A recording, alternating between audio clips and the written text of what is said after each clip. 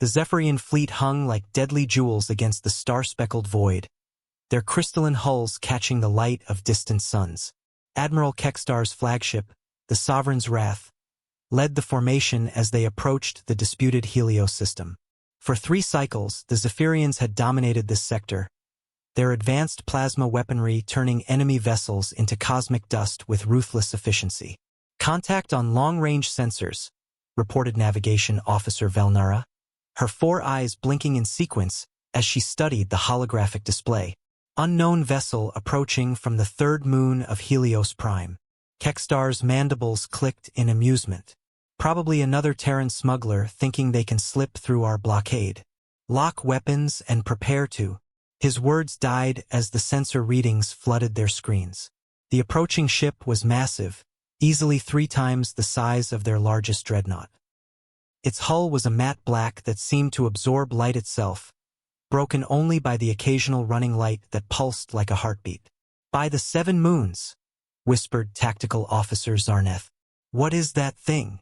The human warship Indomitable cut through space with purposeful grace, its angular design speaking of functionality over aesthetics.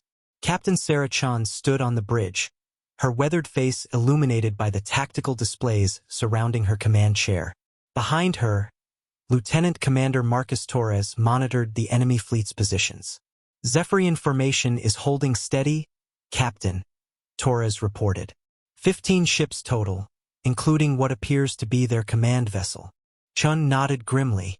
The Zephyrians had been systematically destroying human colonies in the Outer Rim, their superior technology making them seemingly invincible. But today that would change. Today, they would face humanity's newest creation. A warship born from desperation and forged in the fires of innovation. "Signal the fleet," Chun commanded. "Begin Phase 1. The Zephyrians watched in confusion as the human vessel suddenly split apart, its sections rearranging themselves in impossible configurations.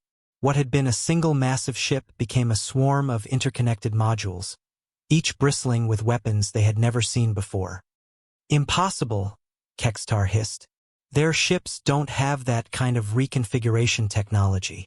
"Admiral," Velnara's voice cracked with fear, "I'm reading massive energy buildup across all their weapon systems. These aren't plasma cannons. It's something else entirely."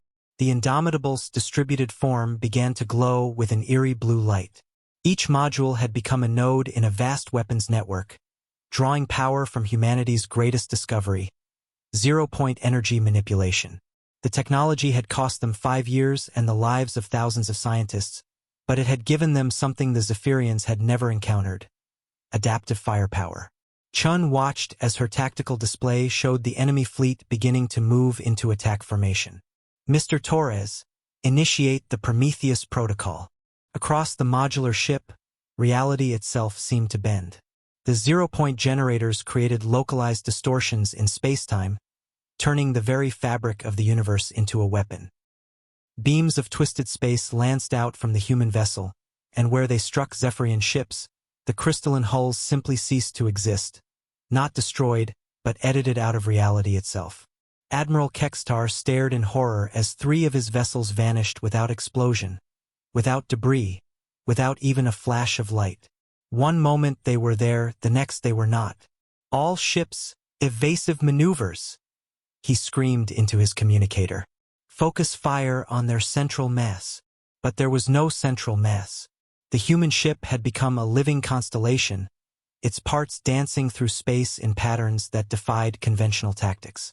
When the Zephyrian plasma weapons found their marks, the targeted modules simply phased out of normal space, letting the attacks pass harmlessly through them before reappearing to continue the assault. Captain Chun watched the battle unfold with grim satisfaction.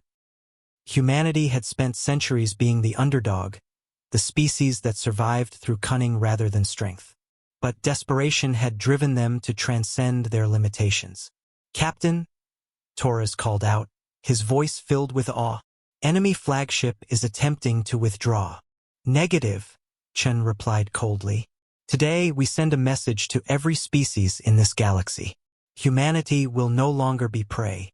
The Indomitable converged on the fleeing Zephyrian flagship like a pack of mechanical wolves, and the age of human dominance began.